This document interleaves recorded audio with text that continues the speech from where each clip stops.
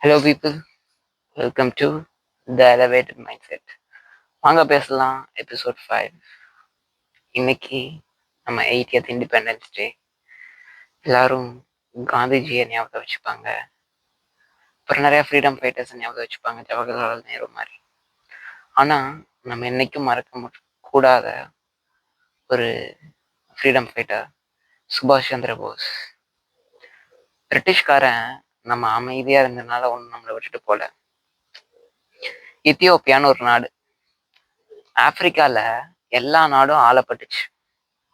ஆனா எத்தியோப்பியா மட்டும் ஆளப்படல. ஏன்னு ஹிஸ்டரி போய் படிச்சு பார்த்தா எல்லா நாட்டுக்காரனும் சரின்னு சம்மதிச்சுக்கிட்டான்.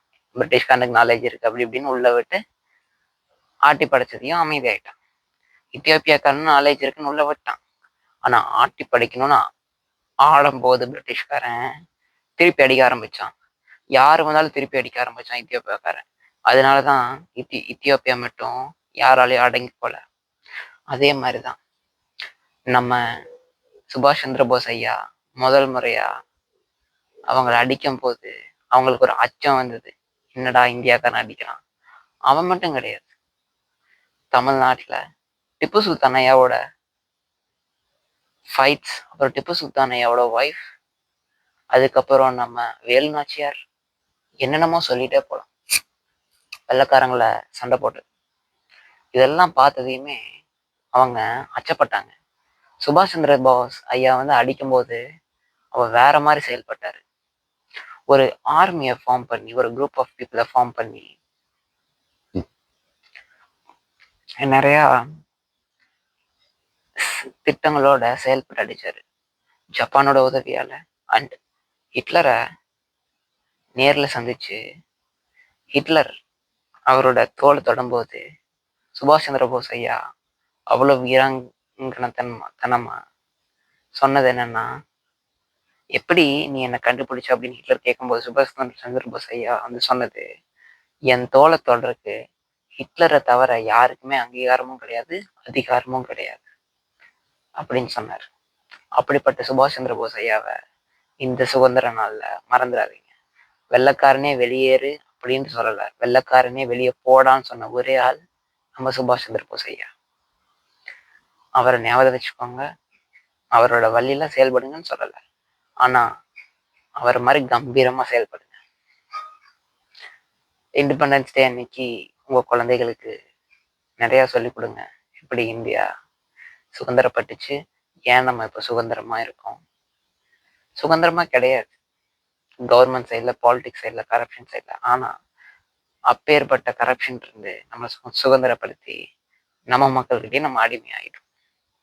பரவாயில்ல, அடுத்த ஜென்ரேஷனை சொல்லி வளருங்க, எல்லாம் சரியா.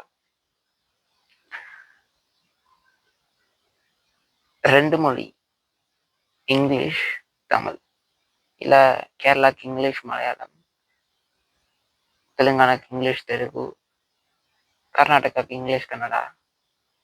ஆனா முன்னாடி 2 மொழிங்கும் போது ஹிந்தி தமிழ் அப்படின்னு இருந்தது. இது எல்லாரும் சொன்னாங்க பிஜேபி காரன் கொண்டு வந்தது, பிஜேபி காரன் பண்ண பிரச்சனை அப்படின்னு.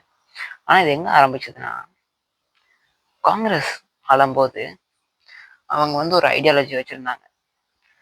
பிகாஸ் காங்கிரஸ் ஒரு கரப்ஷனான கவர்மெண்ட். இந்த கரப்ஷனான கவர்மெண்ட் நிறைய ஆர்கனைசேஷன் மூலியமா டொனேஷன் தந்தது, நிறைய வாங்கிட்டு இருந்துச்சு. அதெல்லாம் வாங்கும்போது முஸ்லீம் தந்ததுன்னு வந்துட்டு இருந்துச்சு, பாகிஸ்தான் தந்தது. இதெல்லாம் இப்படி பண்ணும்போது என்ன பண்ணாங்க, நாங்கள் உங்களுக்கு இன்னும் ஃபண்ட்ஸ் அனுப்புறோம், பட் உங்களோட மக்களை எங்க மொழிக்கு சார்ந்த மாதிரி சொல்லிக் கொடுங்க அப்படின்னு ஒரு ரெக்வஸ்ட் வைக்கும்போது தான் இது ஆரம்பிச்சது.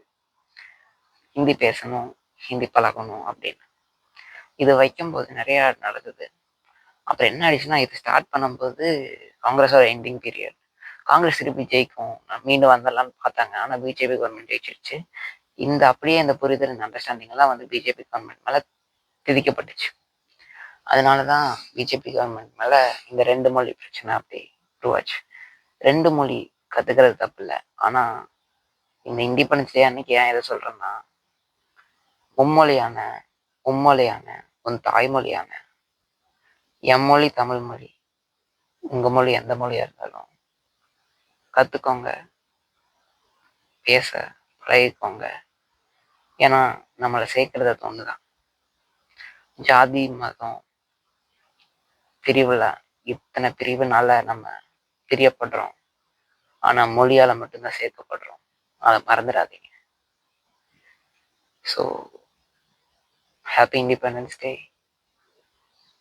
அண்ட்